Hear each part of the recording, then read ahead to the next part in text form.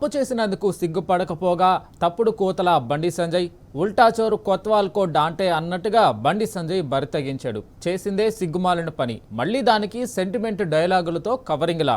కన్న కొడుకును చట్టానికి అప్పగించానంటూ ఎవడిని బుకాయిస్తున్నావు సంజయ్?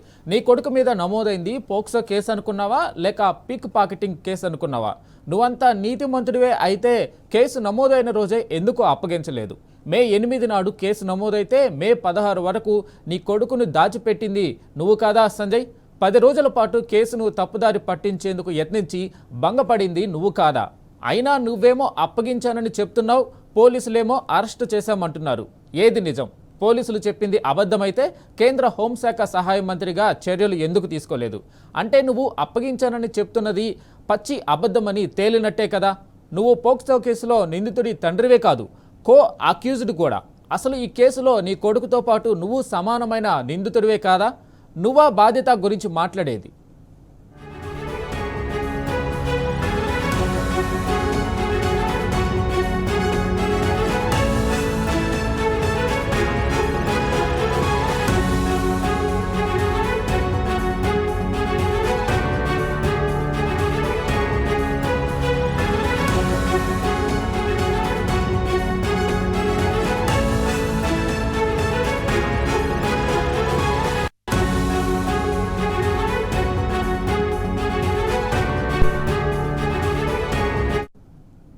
నీ కొడుకు తీవ్రమైన నేరం చేశాడని ఆరోపణలు ఎదుర్కొంటుంటే ఇంకా పదవిలో ఎందుకు ఉన్నావు మిస్టర్ బండి సంజయ్? మే 8న కేసు నమోదైతే మే 9నే నీ కొడుకును ఎందుకు పోలీసులకు అప్పగించలేదు? అంత సోయి ఉన్నవాడివైతే ప్రధానమంత్రి సభలో ఎందుకు నాటకాలాడావు? అదే సభలో నీ కొడుకును పోలీసులకు అప్పగించే దమ్ము లేకపోయిందా? కేంద్ర మంత్రి హోదా, అడ్డగోలు సంపాదనతో బాధితురాలపైనే తప్పుడు ప్రచారం చేసింది ఎవరు? కోర్టులో విక్టిమ్ షేమింగ్ చేసి నీ కొడుకుకు ఇంటరిమ్ ప్రొటెక్షన్ తెచ్చుకోవాలని కుట్ర చేయలేదా? నీ కొడుకుకు మధ్యంతర రక్షణ ఇవ్వమని కోర్టు తేల్చి చెప్పిన తర్వాతనే కదా నీ కుతంత్రాలకు చెక్కుపడింది. కోర్టు తిరస్కరించిన తర్వాత 24 గంటల పాటు పోక్సో కేసులో నిందితుడైన నీ కొడుకును ఎక్కడ దాచావు? 24 గంటల పాటు నువ్వు బాధ్యతాయుతమైన మంత్రివన్న సోయి లేదా? రేవంత్ రెడ్డి నువ్వు కలిసి కుమ్మక్కు డ్రామాలాడితే జనాలు గుర్తుపట్టరని అనుకున్నావా? నీ కొడుకును అప్పగించమని రేవంత్ రెడ్డి చేతులెత్తాశాకనే కదా నువ్వు లొంగుబాటు డ్రామా నడిపింది. జనం ముందు అడ్డంగా దొరికిపోయినా ఇంకా బుకాయించేందుకు సిగ్గనిపించడం లేదా బండి సంజయ్? నీలాంటోడు ఇంకా పదవిలో ఉంటే విచారణ పారదర్శకంగా ఎలా జరుగుతుంది? బండి సంజయ్కి నిజంగా చిత్తశుద్ధి ఉంటే స్వచ్ఛందంగా పదవిలో నుంచి తప్పుకొని విచారణకు సహకరించాలి. చేసిందంతా చేసి ఇంకా సిగ్గు లేకుండా బీఆర్ఎస్ మీద పడి ఏడుస్తావా బండి సంజయ్?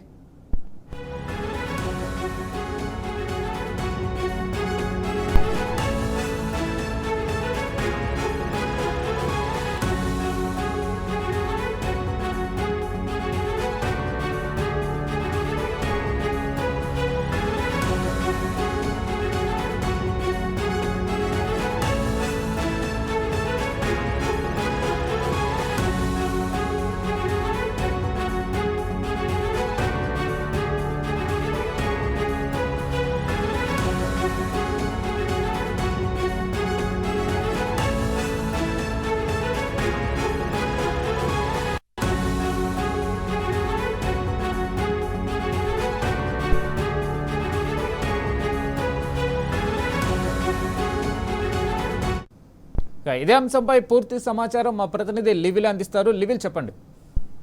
వాళ్ళు ఏదైతే బండి సంజయ్ మరొకసారి కూడా తన తప్పును తానే దాచుకుంటూ మరొకసారి తన అక్కసు వెళ్ళగక్కారు. బీఆర్ఎస్ పార్టీ పైన తప్పు చేసిన సిగ్గుపడాల్సింది కాక తప్పుడు కూతలు కూర్చారు. ఉల్టా చోరు కొత్వాల్ దాంటే అన్నట్టుగా బండి సంజయ్ మరొకసారి బరితెగింపు వ్యాఖ్యలు మాట్లాడారు. చేసింది సిగ్గుమాలిన పని, మళ్ళీ దానికి సెంటిమెంట్ డైలాగులతో కవరింగ్ ఇచ్చి ఇవాళ మరొకసారి అపసుపాలయ్యారు. కన్న కొడుకు చట్టానికి అప్పగించానంటే ఎవరిని బుకాయిస్తున్నావు సంజయ్ అంటూ కూడా ఇవాళ పలువురు ఆయనపై ఆగ్రహం వ్యక్తం చేస్తున్నాం. నీ కొడుకు మీద నమోదైంది పోక్సో కేసు అనుకున్నావా, పిక్ ప్యాకెటింగ్ కేసు అనుకున్నావా అంటూ కూడా చెప్తున్న పరిస్థితి. కేసు నమోదైన రోజు ఎందుకు అప్పగించలేదు? కేసు నమోదైన ఎన్ని రోజులకు నీ కొడుకు భగీరథం పోలీసులకు అప్పగించావంటూ కూడా ప్రశ్నల వైపు గుర్తించారు. మే 8 నాడు కేసు నమోదైతే మే 16 వరకు నీ కొడుకు దాచిపెట్టింది నువ్వే కదా సంజయ్ అంటూ కూడా మరొకసారి ప్రశ్నల వైపు గుర్తుంది. 10 రోజుల పాటు కేసును తప్పుదారి పట్టించేందుకు యత్నించిన బండి ఎదిరించి భంగపడింది నువ్వు కాదా అంటూ కూడా వాళ్ళ పలువురు హెచ్చరిస్తున్నా నువ్వు అప్పగించాలని చేస్తున్నావు, పోలీసులు ఏమో అరెస్ట్ చేశారంటున్నావు. ఏది నిజం, ఎవరు చెప్పింది నిజం అంటూ కూడా ఇవాళ తేలాల్సి ఉంది. అయితే పోలీసులు చెప్పింది అబద్ధమైతే కేంద్ర హోం సహాయ మంత్రిగా చర్యలు ఎందుకు తీసుకోలేదంటూ కూడా ఇవాళ ప్రశ్నలు సంధిస్తున్న పరిస్థితి కనిపిస్తుంది. నువ్వు అప్పగించాలని చెప్తున్నది పచ్చి అబద్ధం అని తేలినట్టే కదా, నువ్వు పోక్సో కేసు నిందితులు తండ్రివే కదా, ఆ అక్యూజులు నువ్వు కూడా అవుతావు కదా, నువ్వు కూడా ఏదైతే దోషి అవుతావు కదా, నువ్వు కూడా నిందితుడు అవుతావు కదా అంటూ కూడా పలువురు ప్రశ్నలు సంధిస్తున్నారు. అయితే ఈ కేసులో నీ కొడుకుతో పాటు నువ్వు కూడా సమానమైన నిందితుడే కదా అంటూ కూడా అంటున్నారు. నువ్వు బాధ్యత గురించి మాట్లాడేది నీ కొడుకు తీవ్రమైన నేరం చేశాడని ఆరోపణలు ఎదుర్కొంటుంటే ఇంకా పదవిలో ఎందుకు ఉన్నావు అంటూ కూడా మరొకసారి ఆయన పదవి ఆకాంక్ష నెరవేరలేదు, ఆయన పదవి కోసమే పాకులాడుతున్నాడు అనేది మరొకసారి సుస్పష్టమైంది. మే 8న కేసు నమోదైతే మే 9న నీ కొడుకును ఎందుకు పోలీసులకు అప్పగించలేదు అంటూ కూడా చెప్తారు. అయితే అంత సోయి ఉన్నోడివైతే ప్రధానమంత్రి సభలో ఎందుకు నాటకాలు ఆడావు, మే 8నే కేసు నమోదైంది, మే 9 వరకు కూడా ఎందుకు అప్పగించలేదు, మరొకటి ప్రధానమంత్రి సభలో ప్రత్యక్షంగా పాల్గొంటూ ఇష్టాన రీతిలో మాట్లాడావు, ధర్మాన్ని రక్షిస్తామంటూ కూడా అవహేళన చేసి మాట్లాడావు. ఇవాళ ఒక హిందూ సమ్మేళనానికి సంబంధించిన ర్యాలీలో కూడా ఇష్టం వచ్చినట్టు మాట్లాడిన విషయాలు కూడా ఈ సందర్భంగా గుర్తు చేస్తున్నారు. అంతేకాకుండా కేంద్ర హోంమంత్రి హోదాతో అడ్డగోలు సంపాదనతో బాధితురాలపైన తప్పుడు ప్రచారం చేసింది ఎవరు, చేపించింది ఎవరు, కోర్టులో విక్టిమ్ షేమింగ్ చేసి నీ కొడుకుకు ఇంటర్మ్ ప్రొటెక్షన్ తెచ్చుకోవాలని కుట్ర చేయలేదా, నీ కొడుకుకు మధ్యంతర రక్షణ ఇవ్వమని కోర్టు చెప్పక్కనే చెప్పింది కదా అని కుతంత్రాలకు చెక్కుపడింది. కోర్టులోనే కదా కోర్టు తిరస్కరించిన తర్వాత 24 గంటల పాటు తప్పని పరిస్థితిలో పోక్సో కేసులో నిందితున్న నీ కొడుకును ఎక్కడ దాచావు అన్ని రోజులు అంటూ కూడా ఆగ్రహం వ్యక్తం చేస్తున్నారు. 24 గంటల పాటు నువ్వు బాధ్యత మంత్రి సోయి లేదా రేవంత్ రెడ్డి నువ్వు కలిసి కుమ్మక్కు రామలాడితే జనాలు గుర్తుపట్టరా, స్వయంగా ఒక ప్రధానమంత్రి సభలోనే రేవంత్ రెడ్డి నిన్ను ప్రియమిత్రుడు అంటూ సంబోధించిన విషయం వాళ్ళ గుర్తుకు లేదా అంటూ కూడా ఆగ్రహం వ్యక్తం చేశావు. నువ్వు ఏదైతే నీ కొడుకును అప్పగించామని రేవంత్ రెడ్డి చేతులు ఎత్తేశాకనే కదా నువ్వు లొంగుబాటు డ్రామా నడిచింది, జనం ముందు అడ్డంగా దొరికిపోయినాకనే కదా బుక్కాయించి సిగ్గుపడడానికి నాలాంటోడు ఇంకా పదవిలో ఉంటే విచారణ పాల్గొని ఎలా జరుగుతుంది అని ఒక్కసారి ఆలోచన చేసుకో బండి సంజయ్ అంటూ కూడా ఆగ్రహం వ్యక్తం చేశారు. బండి సంజయ్కి నిజంగా చిత్తశుద్ధి ఉంటే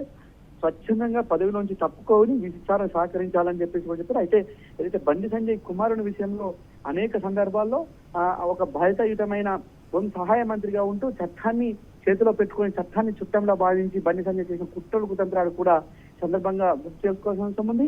ఏదైతే బండి సంజయ్ తన అక్కసును వెళ్ళగక్కడం కోసమే మరొకసారి బీఆర్ఎస్ పార్టీకి సంబంధించిన సోషల్ మీడియా పైన ఇటు ఇతర ఛానళ్ల పైన కూడా చేశారు. ఇదే బండి సంజయ్ ఇవాళ స్వయంగా అనేక ఛానళ్లను ఇవాళ అడ్డు పెట్టుకొని ఇతరుల పైన దుమ్మెత్తిపోసిన సంగతి గుర్తుకు లేదా, కేవలం తన కొడుకును కాపాడుకోవడం కోసం ఏదైతే బాధితురాలైన నిందితురాలు తల్లిని నిందితురాలని ఇష్టానురీతంగా ప్రచారం చేసిన విషయం గుర్తుకు లేదా బండి సంజయ్. ఇవాళ ఒక హోం సహాయ మంత్రి కొడుకుగా ఉంటూ లుక్అవుట్ నోటీసు దాకా ఎందుకు వచ్చింది, లుక్అవుట్ నోటీస్ ఇచ్చారంటే దొంగ అన్నట్టుగా ఇవాళ తేలిపోయింది కదా. ఇవాళ లుక్అవుట్ నోటీస్ ఇచ్చారంటే ఇవాళ ఎవరు నిందితుడు కాదు, నిందితుని కాపాడిన నిందితుడు కూడా ఇవాళ నిందితుడు అవుతాడు అని చెప్పేసి కూడా ప్రశ్నిస్తున్నారు. ఖచ్చితంగా ఇవాళ బండి సంజయ్ తన ఏదైతే కొడుకును కాపాడే ప్రయత్నంలోనే అనేక తప్పులు చేస్తున్నారు. ఇది మరొకసారి కూడా తప్పులు చేశారు.